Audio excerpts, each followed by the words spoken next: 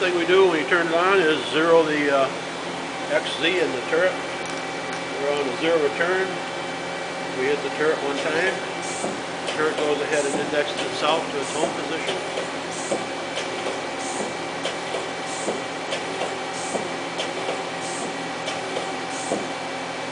When that's done, we go to X, still zero return.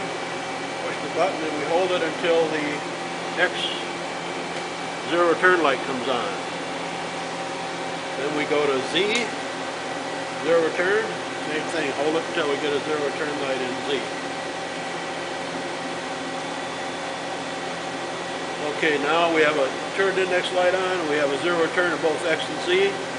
We can go to the memory section and look at the program, and we can see that our program is the one we want, program number 1. Otherwise, we have a library. There's other programs in memory. You can have, I believe, up to 60 different programs in memory if you want, depending on their size. But we go back to program, that's what we want to run, so we go to the memory on the mode selector switch, and we go over and open the chuck.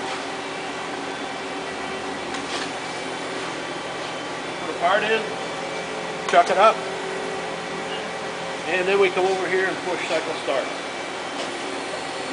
Turret indexes to the correct tool, comes over and does the cutting of the part, changes tools, cuts the part some more, goes back, stops, end of the program.